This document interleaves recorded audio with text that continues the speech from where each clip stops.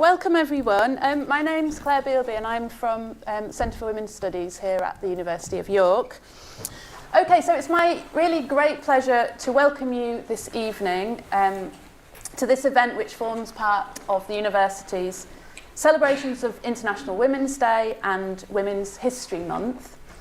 This month provides an occasion to celebrate the social, cultural, political gains of women made throughout the world, but also to draw attention to ongoing struggles that women are engaged in. I'm really delighted to introduce Lois Shearing tonight. Lois is a freelance journalist and author. They're the author of By the Way, The Bisexual Guide to Life, and the co-editor of It Ain't Over Till the Bisexual Speaks, an anthology of bisexual voices.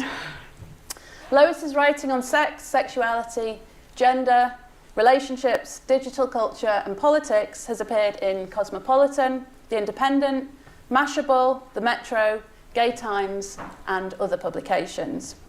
Lois, welcome to the University of York. We're really delighted to have you here. Thank you so much for having me here. I'm really excited to be here. Okay, so just a few words on the format for this evening before we start. I'm just going to start by asking a few quite introductory general questions to Lois so that we've got a kind of context for what follows. So the second part is going to be that Lois will read from, I think, the 4th chapter of their book for about 15 minutes. Depending on time, I'm then going to ask a few further questions before we open the questions up to the audience, and we're hoping that there's going to be about 30 minutes of time for Q&A from the audience. After that, so the event is going to be about an hour. After that, we have drinks in the foyer, and Lois is going to be signing copies of their book that you can buy. And I've been asked to also say that if you buy a book, you get this rather fancy tote bag, which I'm modelling here. So who can resist that?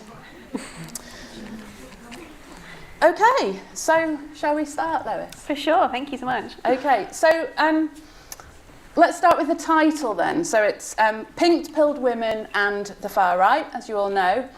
What does pink-pilled mean? Where does it come from? How are you using it in the book? So pink-pilled is a term I took a slight creative liberty on for the book title. It is a term used by the far right, but it's used in quite niche communities. So it's mostly used in communities of women who would consider themselves like female dating coaches, like female dating strategy is one of the Reddits where it's used the most. And it's mainly about, it's not quite a counterpart to red pilling in that usage. It's more about being pink pilled in terms of like waking up to the game you have to play as a woman dating heterosexually. Okay. And so for these women, a lot of that game is about dating up for them, so trying to date what they call high value men. And to do so, they have like internalized these ideas about gender in which they feel like they need to become high value women in order to get high value men.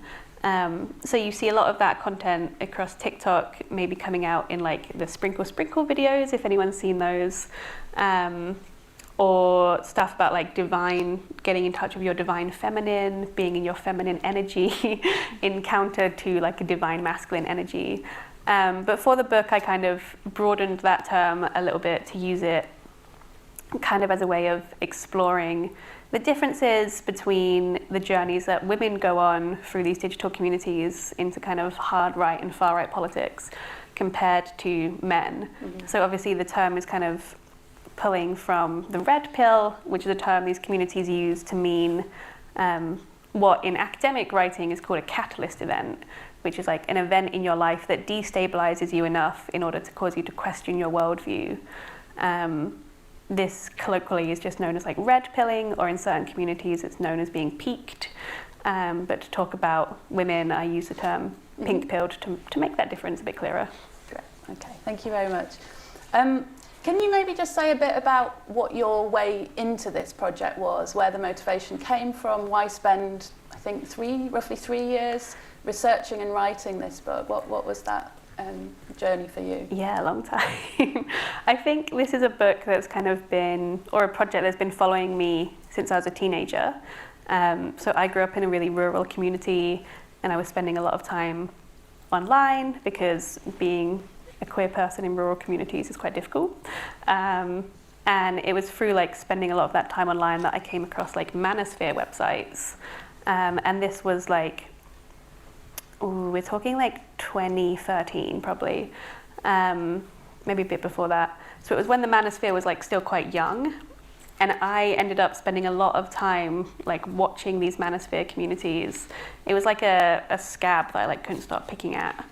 And I watched them kind of be transformed from these like little kooky corners of the internet where men would go for dating advice, all the way through to like Steve Bannon being in the White House for the first Trump presidency, talking about like how Gamergate was like a practice run for some of the culture war strategies they wanted to use.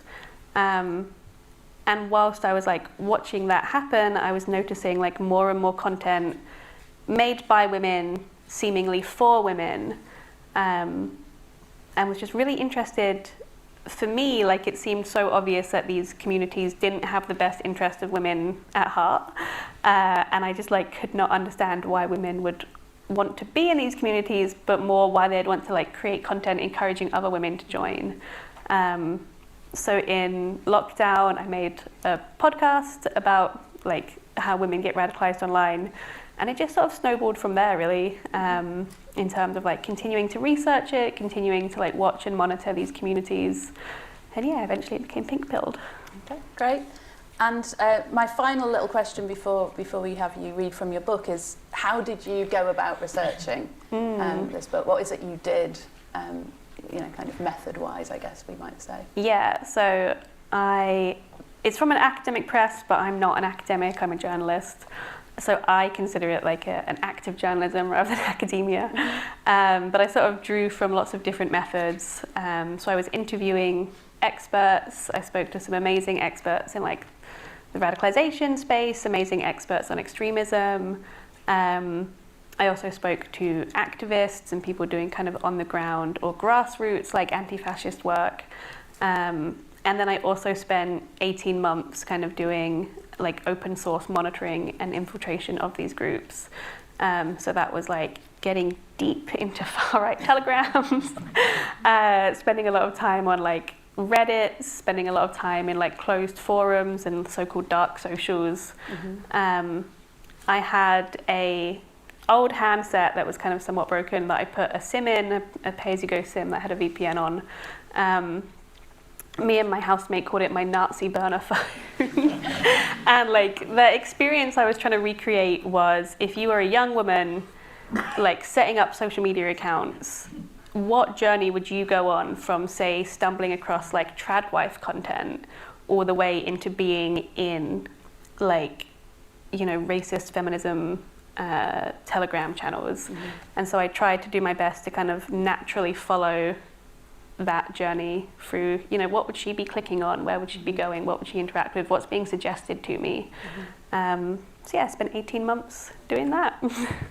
Right. Okay, thank you so much. Thank you. So if we now go over to you doing your reading, that would be wonderful. Sure. Thank you very much. I'm going to try not to like get too fast while I read. If I do, please just like tell me and I'll slow down, because it's difficult to read in front of people. So this is from chapter 4, which is called Feminism is Cancer, How Women Are Radicalized Online. I thought I had it together mentally. I thought I was normal. I had a job. I was a normal person. But you don't know until you're in it. Lucy Brown is telling me about how she became a videographer for Rebel Media, a Canadian far-right alternative news outlet traveling the country to produce, in her own words, fake news for Tommy Robinson. Before her journey into the far right, Brown had considered herself a leftist. She had even attended a meeting of the feminist group Sisters Uncut, although she came away from it feeling that she had been silenced and ostracized for being white. Her first interaction with the alt-right content was watching videos from Trump rallies, which she says spiraled into watching other types of videos. She was particularly interested by the group Black Voices for Trump, who kept showing up in the background of the rally videos she consumed. They were talking about the treatment they've gotten, and I was like, hang on a second, these movements I've been in are condoning racism that I can't even fathom. The movements she's referring to here are Black Lives Matter and other social justice groups, whom she considered racist because of their refusal to acknowledge the views of black conservatives. This is a common argument made by the wider far right, that refusing to let them say bigoted or intolerant things is the real bigotry or suppression of speech. Thus, black, queer, feminist, etc. groups protesting or campaigning against hate speech are presented as anti-white, anti-family, or anti-men. From there, she began listening to alt-right podcasts and watching videos of people such as Milo Yiannopoulos during the day while at her day job as a video editor. I was in the office late on my own just watching it. Then it's like a drug, isn't it? You're like, oh, I'll just watch another one. Brown's story is not uncommon. At least the story she tells about herself is not uncommon. As we cover in this chapter, many women like her have gone down internet conspiracy rabbit holes as an answer to the frustration, boredom, and discontent in their lives. What greets them is a spiraling web of tunnels consisting of algorithmic suggestions and human nudges. You've likely fallen down an internet rabbit hole yourself. Perhaps it was theories about a celebrity's relationship status that took you from Instagram to Reddit to Google to YouTube, poring over posts and coverage for answers. Perhaps it was playing wiki linking, scrolling through Wikipedia, clicking on random links and reading entries to pass the time. Maybe it was getting lost in the forum for a hobby or community that you've never heard of, fascinated by their slang and in-jokes. Rabbit holes are ultimately just series of links clicked in succession and built into the design of social media, explain the authors of Meme Wars, the untold story of the online battles upending democracy in America.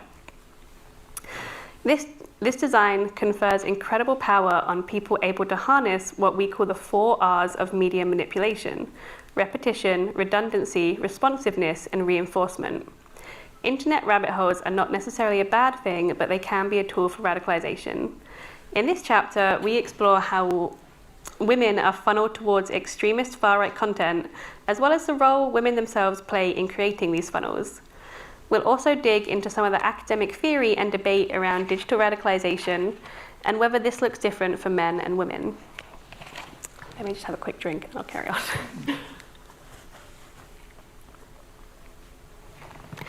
Conceptualizing radicalization. Radicalization is a long process that can't be completed through the internet alone. It's often conceptualized as a spectrum that is wider and more populous at the less extreme end and gets narrower and less populous but more violent the further along you go.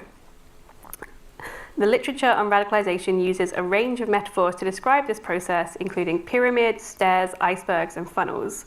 We'll mostly be sticking to pipeline metaphor for ease, except for when we're quoting other sources or where it would be more appropriate to use a different metaphor. At one end are the people who commit terrorism or acts of violence such as mass shootings. The Barcelona Center for International Affairs notes that only a small minority of radicals use violence to attract media attention, while the majority are not visible and use non-violent methods, which are more effective at achieving their goals. Among these less visible extremists, there is a support base which occasionally agrees with the actions of the most committed militants, and an even larger silent majority with a distaste for targeting non-combatants. It is important to note that the majority of right-wing terrorists are men, with Anders Breivik, I can't pronounce that while I'm reading it, I'm a bit nervous, Dylan Roof and Robert Bowers being some of the most notorious of the past few decades. Nonetheless, although women are less likely to ascend to the final tier of radicalization, female terrorism is not completely unheard of. Therefore, when we talk about the radicalization of women or women into the far right, we're mostly talking about people who are in the less visible majority of extremists. They use methods that are not directly violent to further hateful beliefs or to encourage or facilitate violence in others. They propagandize, act as tacticians, and help to radicalize others. Women's roles within the far right have mainly been as figures of propaganda, adding a veneer of respectability that helps to normalize and spread their hateful ideologies. Women also do a lot of the reproductive labour in the far right, as in wider society. They organise rallies and community events, letter-writing campaigns, and other acts of non-violent disruptions, although the rallies they organise and attend can certainly turn violent, as with Charlottesville and January 6th. Like in mainstream society, these contributions often go unnoticed and uncredited, both by the men in these communities and the men who report on them. There are also far-right women who are even less visible, those who hold far-right views but do not act on them in any way. Others may partake in far-right communities, from regularly visiting websites or joining hate-filled Telegram groups to attending evangelical churches, without necessarily contributing to violence or furthering the movement. Because of this, it is difficult to know the real extent of women in the far right, or even the size of the far right in general. While most researchers agree that the internet has made the top of the radicalisation funnel much wider, helping groups to recruit people they may not have otherwise had access to, most also agree that someone cannot go through the entire radicalisation process via the internet alone. In-person connections with recruiters are still needed in order to incite acts of terrorism. The internet may act as an echo chamber for extremist beliefs. In other words, the internet may provide a greater opportunity than offline interactions to confirm existing beliefs, write the authors of Radicalisation in the Digital Era, a 2013 report by RAND Europe. They go on to say, the internet is not a substitute for in-person meetings, but rather complements in-person communications. This suggests that while the internet is an extremely powerful tool for recruitment and radicalisation, in-person contact is still necessary for a person to reach the level of terrorism. However, thanks to the proliferation of the concept of leaderless resistance on the right, there has been a significant increase in lone wolf shooters, predominantly in America, in the last 2 decades. The term leaderless resistance was popularized by white supremacist activist Louis Beam Jr. in an essay of the same name. In it, Beam argues that organized groups are at risk of state infiltration and disruption. He calls for non-organization instead, autonomous individuals or small cells, known as phantom cells, that operate autonomously and without central leadership. The methods used by the far right to groom young, frustrated, mostly white men online via forums and murky, semi-private dark socials is pretty well documented. Many come through anti-feminist routes, such as those we saw in the previous chapters. Reading through the posting history of individual aliases, it is possible to chart their progress from vague dissatisfaction and desire for social status and sexual success to full-blown adherence to a cohesive ideology of white supremacy and misogyny, notes journalist Abby Wilkinson in a write-up about the manosphere. Neo-fascists treat these websites as recruitment grounds. They find angry, frustrated young men and groom them into their own image. Anti-feminism is a powerful tool in the right's armory, given that it is circulated to appeal to the demographic overwhelmingly responsible for mass shootings, young white men. Places where misogynist gatherers act as incubators for terrorists, and violence against women is the #1 predictor of mass shootings. But anti-feminism and the manosphere are not the only routes into the alt-right and far-right for men. Others include white supremacy, anti-immigration, and anti-Semitic rhetoric. Research has shown that the far-right deliberately targets digital spaces such as gaming lobbies and bodybuilding forums, subreddits and discords as recruitment grounds.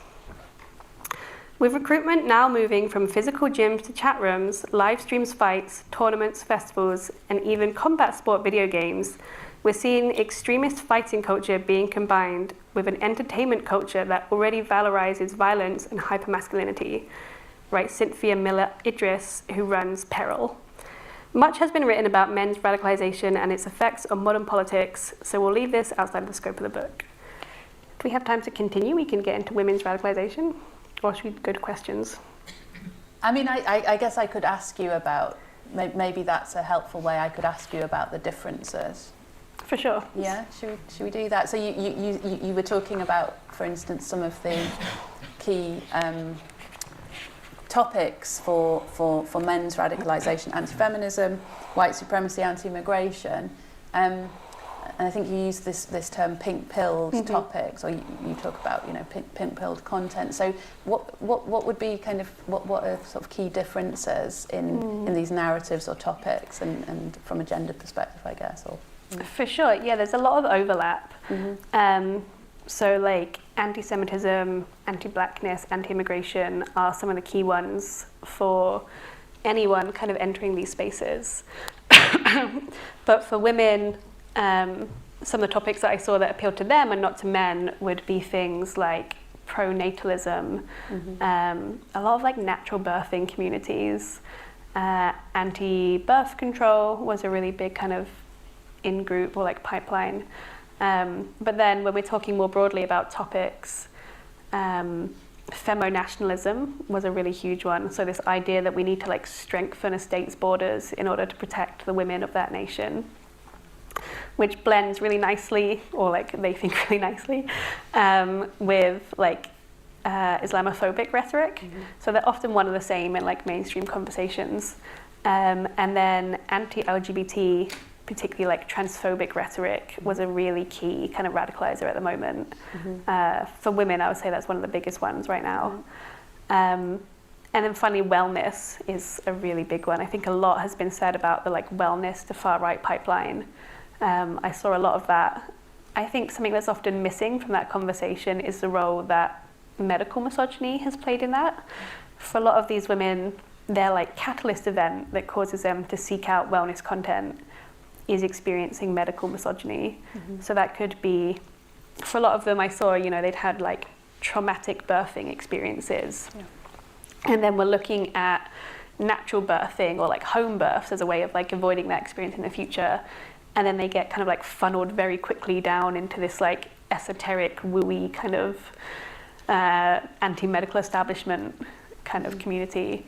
But also in general, just like the medical system is built for like cis men's bodies and not women's bodies. And so for a lot of these women, they were really frustrated with the medical care they were receiving and were seeking out alternative ideas and ended up in these like very radicalized communities.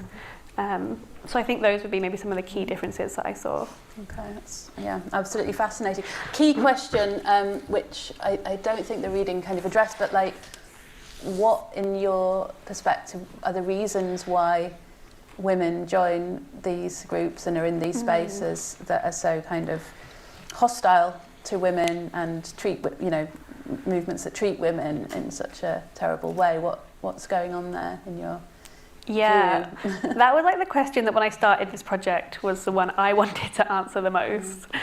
And I think looking back now at kind of my thinking about it, I was asking the wrong question, because I was asking like, why would a woman get involved in a movement that went against her best interest? And I think what I should have been asking was, well, what do these women think is in their best interest?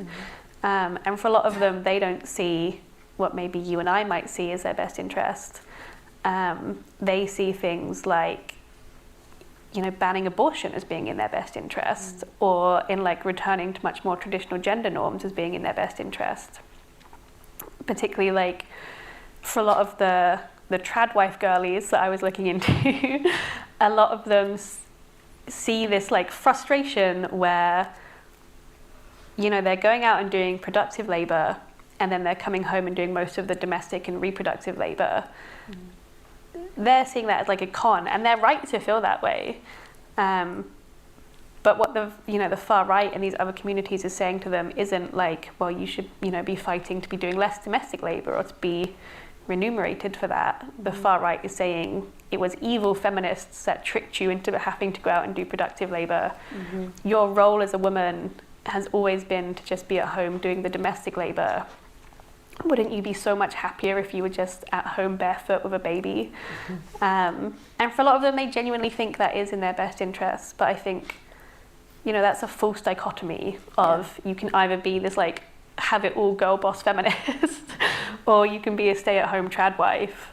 I think we might argue that there's more to feminism than that. but they kind of don't see it in that way. They see it as like this return to a woman's so-called nature is in their best interests. So interestingly, like anti-feminism was a big pathway for women themselves, which I was quite surprised by as I kind of researched more. Though, as we were talking about before the event started, you also came across fascist feminists, yes. albeit a small contingent. But can you just say a little bit about that? Yeah, they were fascinating, and I wish I'd had kind of more time and scope to look into it. But they were these small, like, Telegram groups and sort of a couple of forums where these women who were quite hardened characters in the far right, as in they'd been kind of in the movement for a long time, had become very frustrated, I guess understandably, at like the treatment they were receiving from men, and were advocating for better treatment for the women in the movement. So they were often advocating, like, the women in these movements are experiencing sexual violence and intimate partner violence at a scale that is quite terrifying. So a lot of them were kind of advocating for, you know, less sexual violence. You could even call them kind of like the anti-rape activists of the far right. But what a lot of them were also arguing for was this idea that the men of the far right should be doing more to protect women. They should be doing more to protect women from this like sexualized threat of the other, which is like really pervasive in far right spaces. They think that men aren't doing enough to kind of fight for them and protect them. And they were calling this feminism. I think what I found quite interesting was some of them reclaimed the term white feminist to mean literally like, you know, they were quite proudly being like, I am a feminist who is only fighting for women's rights, for like white women's rights and safety. So they were a really fascinating small group of people to come across. I'm going to ask one last question, and then we'll open it up to the audience, so get thinking about your questions if you haven't done so already. But is it helpful, do you think, to differentiate between different social media platforms and the roles they're playing when it comes to women's radicalisation in the far right? Yeah, I think so. I think kind of from the background reading that I did, and you know, from immersing myself in it, men tend to stick to mostly like text-based social medias. So, you know, 4chan, discourse, which I guess is like voice and text. You can video stream on it as well. Subreddits, places like that. Whereas women, especially the kind of far-right female influencers, tend to rely more heavily on image-based websites. So they're quite often posting on YouTube, TikTok, Instagram, places like that. Because a part of, you know, their role within these movements is to be beautiful, attractive women. They're there to kind of act as a prize for the men in these movements. You know, part of like the promise that these movements is making young men is like, if you join this movement, you'll have access to these, you know, beautiful women who'll be your tradwife. And you need, you know, a conventionally attractive women to point to and to kind of offer them. And that is like one of the roles that the women in these communities are playing. So that was kind of a fundamental difference that I saw. And I think also part of that is we consider those platforms as slightly more benign. We think of like, particularly I guess Instagram and kind of TikTok as being a bit more benign than like 4chan or Reddit. They already have a kind of reputation of being places that, you know, create are like overrun with extremist content or have a lot of extremist content on them. Whereas I think the conversation around Instagram and TikTok and other like image-based platforms hasn't quite caught up yet. And I think the far right is really, really good at evading content moderation. And like one of the key ways that women are doing that is by using very like image-based content for their propaganda. So I do think it's useful to differentiate between those, like where men and women of the far right are gathering in terms of online spaces. Great, okay. Thank you. Thank you very much. Okay, so I'm going to open questions up to the audience now. I think we've got microphones.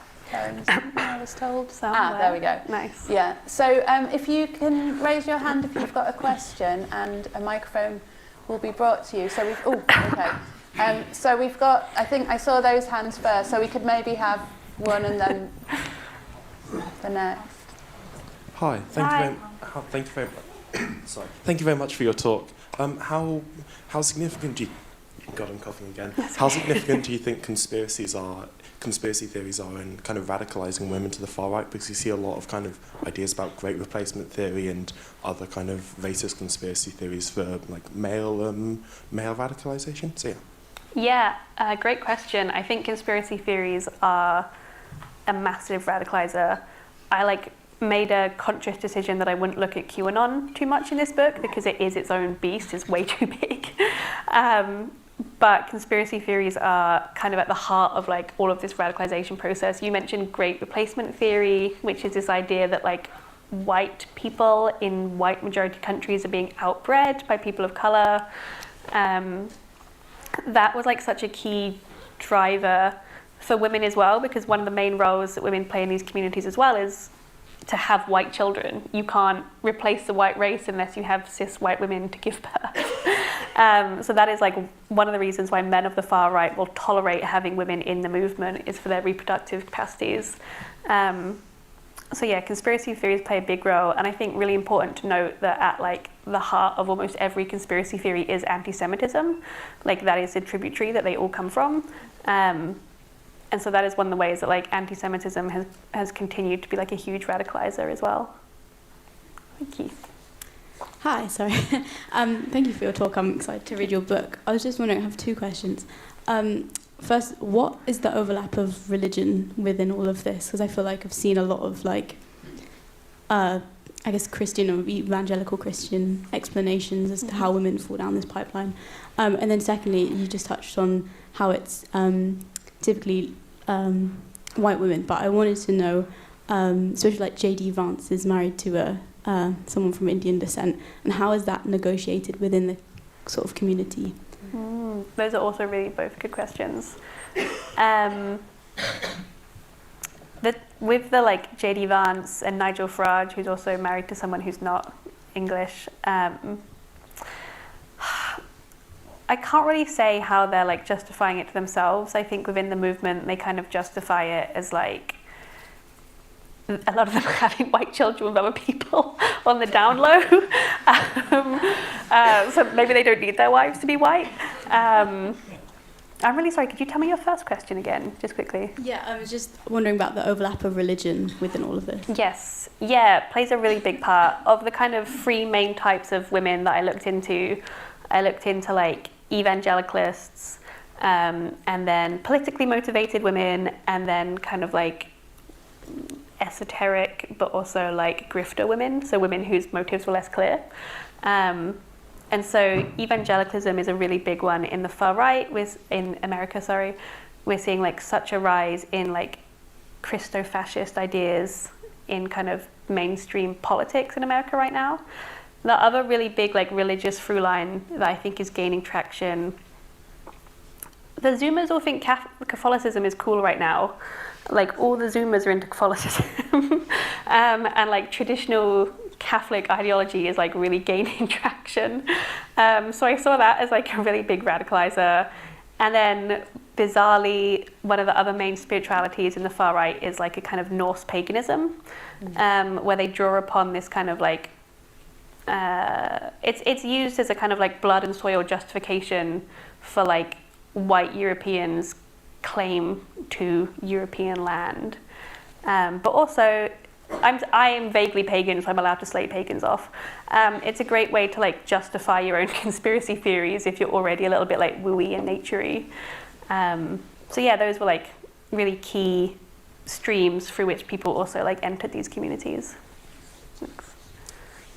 I think there was a question. Did someone have their hand up? Maybe. Okay. Yeah. Hi. So my question was about did links between this kind of contemporary radicalisation into the far right did any links between that and like the older history of women in far-right politics in Britain kind of come up at all while you were researching the book? Because I know that there were some suffragettes who then became fascists in the 20s and 30s, and the founding leader of the British Fascist Party actually was a woman. So I was just wondering, did your work end up tying into the history of this in any way? Yeah, a little bit. So the second chapter of the book covers kind of the precedent of women in far-right communities and talks about the woman you were just speaking about, whose name I think is Lynn Orphantoll. Amazing, yeah. I've slightly done that thing with this book. You know when you like write a research paper and then you hand it in and you forget like everyone's name in it? I've like blocked some of it out. But yeah, I think to understand like women in the contemporary British far right, it's really important to understand like British feminism with a capital B and a capital F, which we can kind of like trace back a little bit to the suffragette movement and suffragist movement, and the links between like British feminism and justifications of like colonialism, and also like creating and upholding colonial and like white middle class ideas about gender and womanhood. And that has been like, it's still really key to a lot of the women in the British far right, and it's why in like a UK specific context, so many like transphobes and gender criticals end up like aligning themselves with some of these extremist groups, and it's how like the very British flavour of transphobia is like a really powerful radicalizer into these communities as well. And that definitely links back to like the history of, you know, the suffragettes and like fasci feminism in the UK. Linda Gottlieb has a great book that I recommend on that called Julie Gottlieb, thank you. Yeah, she has a wonderful book on it about the black shirts. Thank you. I think just to your left.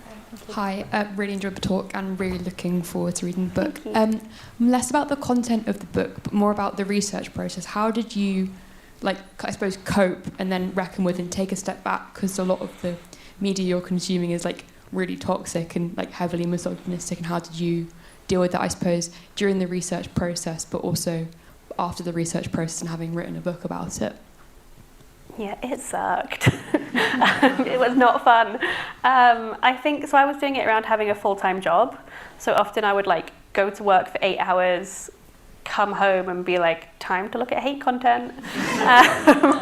And just be like, what? But I wanted it to be like an authentic experience to what like a young woman might be having. And so I was consuming this content in the way that I consume social media. So I would like have Netflix on in the background, and instead of scrolling through my own Instagram, I would be scrolling through Ava's, which is the like character I created. But it did have a really big impact on my mental health. One of the things that made me spiral most, weirdly, was like looking into how YouTube works.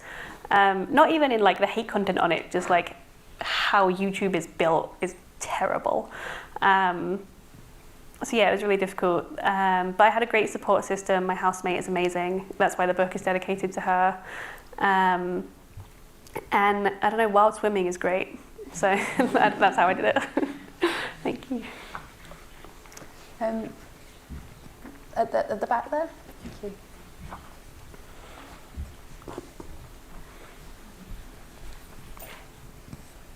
Okay, so like one thing that I have personally noticed on Twitter, whilst going down a bit of a rabbit hole on that, is there is like a kind of surprisingly significant overlap between tradwives and self-described radical feminists, where it's on like the topics, like the points of like agreement are stuff like Islamophobia, immigration, transphobia, and like the idea that women are too sexualized in the current environment. So is that something that you've also seen? Because I remember being very surprised by it, but yeah.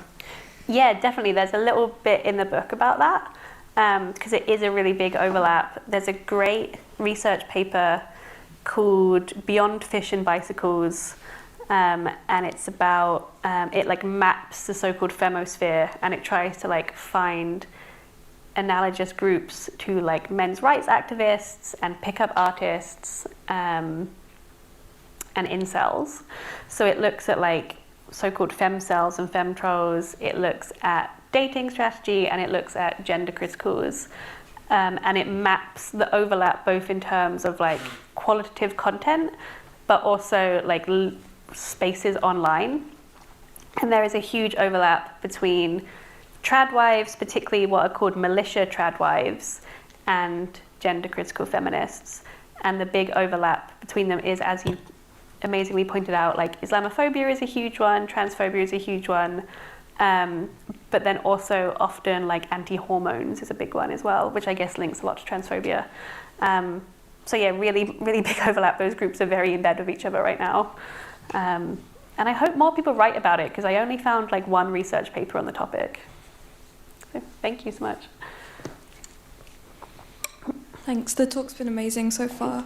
I was just wondering how you've kind of seen the male and female sides of the far right interact, because from an outside perspective, to me, I know it's a broad umbrella, but the type of men that these tradwives kind of are looking for don't really seem to be the type of men that the far right's producing. When you think of examples like, especially Elon Musk, like his recent woman who gave birth to a child and he's completely discarded her. Yeah. It doesn't seem like the far right really protects and provides for these women the way they want. Yeah, for sure. I think, again, a really great research paper on that topic, which is called The Misogyny Paradox, which kind of talks about how the trap that these women end up in is that the more they try to like live and play up to the gender roles of like the perfect woman, the more like violence and hatred and harassment they experience in the movement. And it's because like you're never going to be the right type of woman for the far right, because they hate women. Like, I know I'm being like a bit glib, but like fundamentally they do.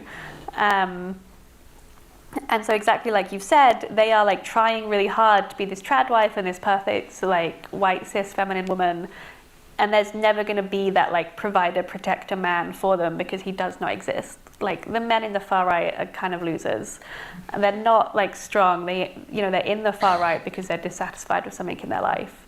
And it's quite sad to see. And I think what's really worrying for me from like a feminist perspective is that I see a lot of like young girls, women who are like dropping out of college, dropping out of university to pursue this idea of like a traditional provider relationship where the man has all the money and she's staying at home. And it just feels like they're setting themselves up for this life of like coercive control. And so I wish there was being more of a conversation around like, how do we actually help these women leave these movements? Yeah, it's really difficult. So I think a lot of them do end up leaving because they kind of join to try and find these men, and those men don't exist, but then leaving is a lot harder for them because of like the misogyny trap they end up in. So yeah, I hope that kind of answers your question. Thank you. We have someone down here and then someone over here. Should we go here first? Hi, I don't know if you've researched this, but I've been learning about the femicides in like South America, Mexico, and I've noticed they don't really reach UK news very often, like all these mass killings. And do you why do you think that is? And do you think the UK should like intervene in this? I guess a little outside the scope of the book, Yeah. But I guess it depends what you mean by intervene. But I do think it should be reported on more in the media. Yeah. Kind of shocking that it hasn't been. But I guess like in terms of intervention, personally, from my own politics, the intervention that I would want would be like more support for like on the ground feminist movements within those countries, rather than, again, this kind of like femo-nationalist white savior type complex that often Western countries have, where they're like, we're going to go in and save the women from this community. And they do so in a way that just like, the women in those communities have been fighting for their own liberation. They don't need a Western nation to come in and like sweep all that away. So yeah, I definitely think it should be reported on and more done about it, but it's I was very specifically looking at like women in the Anglosphere. But thank you. Oh, sorry. I think we had a question here first, and then if we come afterwards to here. So I just wanted to ask, because you've used the word community a few times, but then you've also used terms like tolerate and be in bed with, and I just wondered how there seems to be this kind of division between, so you've got kind of like the Andrew Tate perspective on women of like, on the first date, take her swimming so you can see that kind of thing, but then that versus what you're describing in terms of the kind of the female dating influences in terms of you need to be a high value woman and you need to attract these high level men. And I wondered, is there this kind of disjunction between the quote unquote female side of the far right versus the male side of the far right, and how those two rationalise each other or fail to come to terms with each other? Yeah, definitely. I think like the far right is not homogenous, even within, there are different strands of the far right. We can talk about like the alt-right or like civic nationalism or whatever. Even within those ideologies, it's not homogenous. And so, some of the men are very happy to like work with women, whereas some of them like do not want to at all. And same for like the women in these communities. Some of them really like want the male validation from men within the far right, and then some of them, like the kind of so-called fascist feminists, are like not interested in that validation, hate a lot of the men within the far right, but are kind of like willing to work with them for like the larger cause, and the larger cause is like white supremacy or like ethnic nationalism. So there is a lot of disjunction. One of the things that actually kept me like sane while I was doing this research was that like these people fight like crazy, and it's like great drama at some points. Like they all have these like Telegram groups and they're all like bitching about each other in them, but often that divide is between men and women. So like the men will be talking about how like horrible this female far right influencer is, and then she'll be talking about like how much the men in this community don't respect her. So a lot of them don't like each other, don't want to work together, but they're willing to like put that aside for the cause. And that is kind of, when I talk about like community, I guess that's what I mean, is like this shared motive that they have and are working towards. I hope that answers the question. I don't know if it does. No, thank you very much. I just wanted to follow up on that question about coverage of femicide. I came across a series on Sounds last week titled Femicide. It's about 4 or 6 episodes by a psychoanalyst explaining the stages that build up to a femicide. And it was gripping. You've heard it. Cool, that's all. I'll listen to that. Love BBC Sound. There, two rows behind.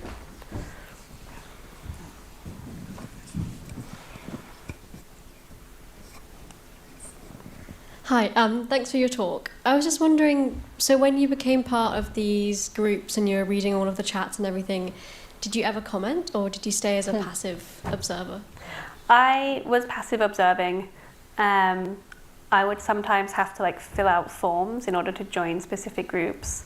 The anecdote I always tell about this is that my housemate is a trans woman, and she worked out that like on a Saturday morning, if I would come to her bedroom and be like, do you want me to order breakfast for us?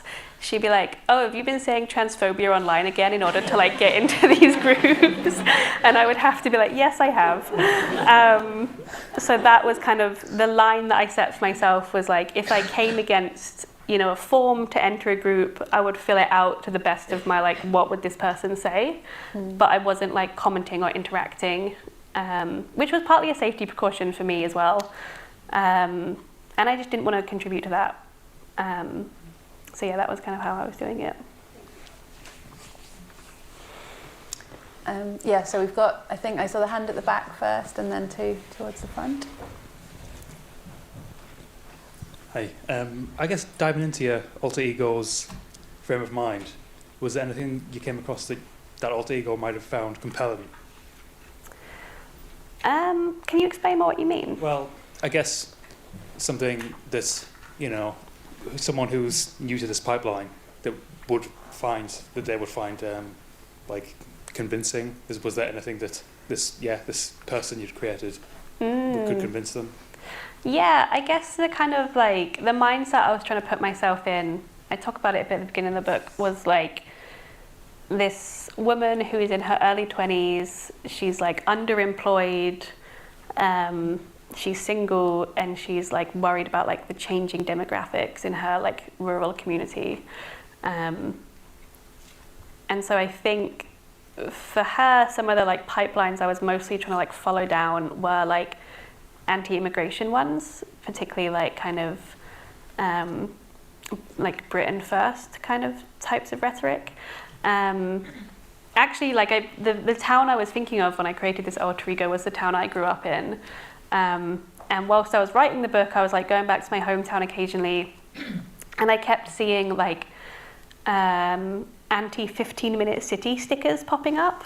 And so I like was looking into that a little bit. What I found so weird about that was I was like, this town is so small that if they made it a 15-minute city, they would be making it bigger. So that was like something that I didn't expect to be a pipeline that I would be looking into, kind of like, yeah, like these LTNs and like low emission zones. There's a lot of like anti-low emission zone stuff at the moment, which is really interesting. So they were two of the more surprising ones I ended up looking into, kind of based on what I thought she would be doing. If that makes sense. We had 2 questions here at the bottom.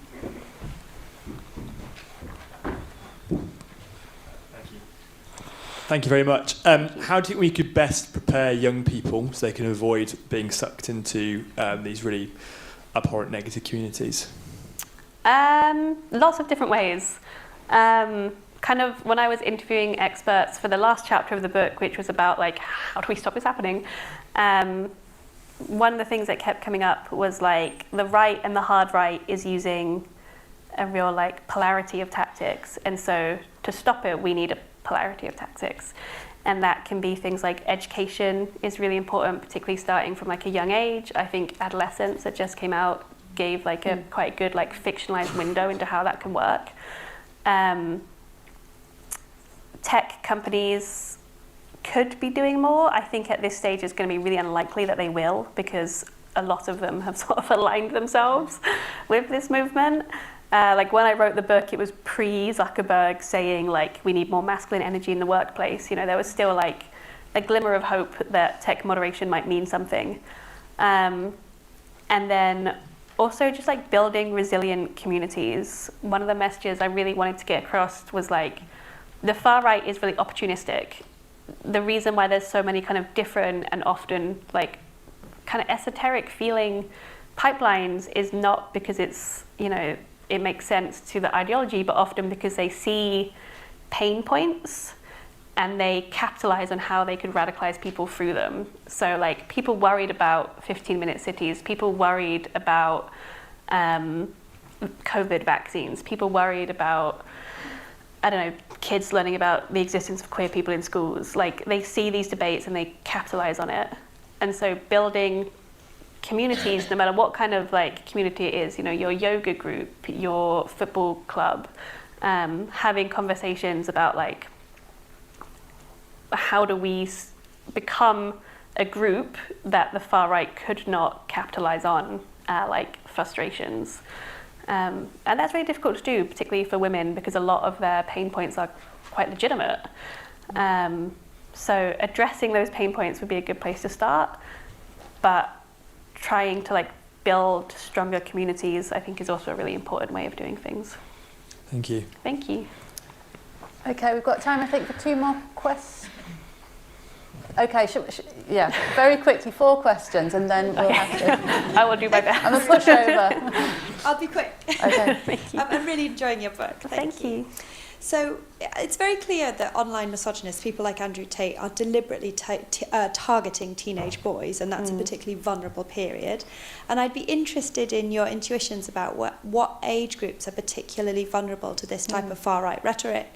Are they also targeting teenage girls, or do you think it's like a slightly older group that are most at risk of going down this pipeline? Yeah, great question. Like one of the things I most wanted to answer with the book that I felt I couldn't get a satisfying answer to was like how deliberate was the recruitment of women? Because with the recruitment of teenage boys, it is really deliberate.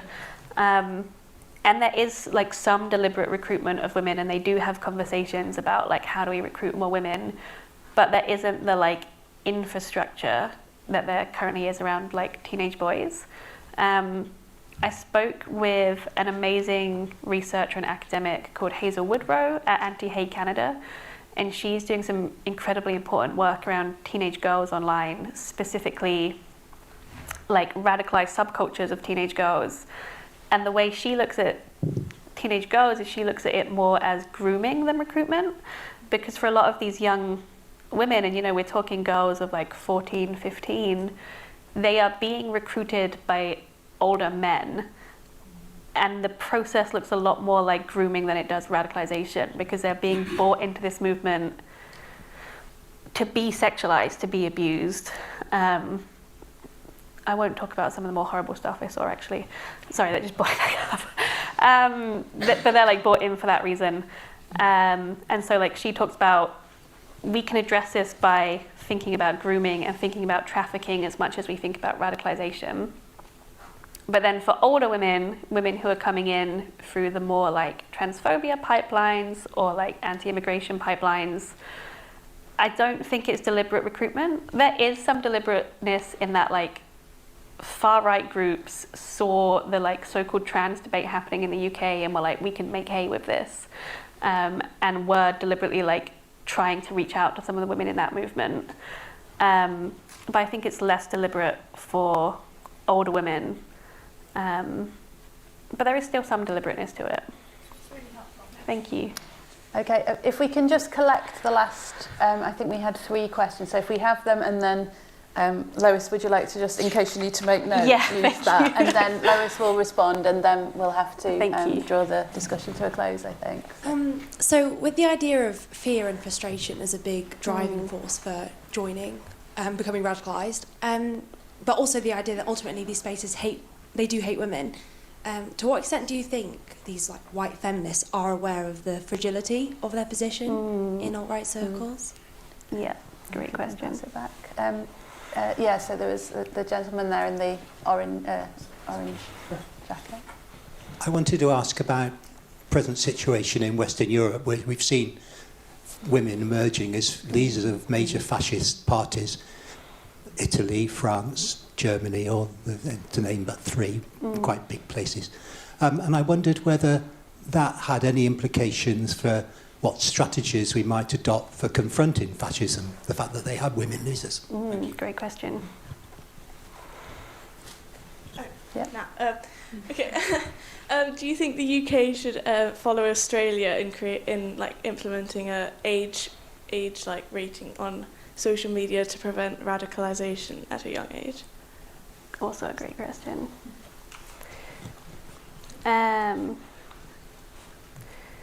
Cool, so I'll go back to the first question. How much are they aware of the fragility? I think they're very aware of it. Lucy Brown, who I was kind of talking about in the beginning of that chapter I was just reading, like, she left because she became very aware of that fragility and is now kind of on a campaign against some of the men in that movement. But I think sometimes when they are joining or when they're like entering these communities, they have this idea of like, I will be the exception. They kind of see it happening to other women, but they don't believe it's going to happen to them. But like that changes very quickly, and this like aggrieved entitlement that a lot of them have, particularly like the white women in these communities, where they feel, you know, they should have more power in society because they're white. That then you could like apply that concept to within the community itself, where they have this aggrieved entitlement of like, I deserve to be treated better in this community and I'm not being. So yeah, I think very, very aware of it is what I saw. So I'm going to try and whiz through these as quickly as possible. And then women in fascist parties in like Western Europe, yeah, like a really big thing right now, right? Like Marine Le Pen, and Giorgia Meloni, and like the success they've had I think Marine Le Pen is like a really good example of this, in that like she sort of inherited the party from her father in some ways, and it was like a small, fairly unsuccessful fringe party, and has like femo-washed their like reputation, in that they went from being seen as this kind of like violent, almost like street fascist movement, to like a legitimate political party, because they had a woman taking their views and framing it through this like femo-nationalist lens, where she was able to like really soften the party image to be like, we are not about like violence or like being anti-Muslim, we are about protecting family values. And I think like Giorgia Meloni has done a very similar thing in Italy, of she focuses very much on like family values and traditional Italian values. And I think the way we combat that is by just like, to be a bit glib, like calling bullshit on the idea that women are less dangerous and softer than the men in this party. They are like ambitious, powerful, dangerous women. And it is because of this like benevolent sexism around them that we don't treat them as such. And so I think like the media is not doing a good enough job of like talking about them in that way. We as just like a society are not doing a very good job of that. And so I think like a tactic that we could be using is to just be more honest about what these women are actually advocating for and talking about, regardless of how much they wrap it up in this like, I'm just a mother kind of idea. Sorry, again, whizzing through, I'll skip on to the next one. Age ratings, I have some complicated feelings about. I can't give you an answer one way or another. I think kids being online melts their brains. But I also, from my own experience of like growing up in a very isolated place, the internet was like a real lifeline for me, and I don't know like how I would have turned out if I hadn't had access to it. So I'm really not sure on that one, but I think it's an interesting debate and topic. So thank you. Great. Thank you so much, everyone, for your questions, your input, and of course a massive thanks to Lois for talking about their book and doing a short reading from it. So if we can join me to thank Lois. And thank you for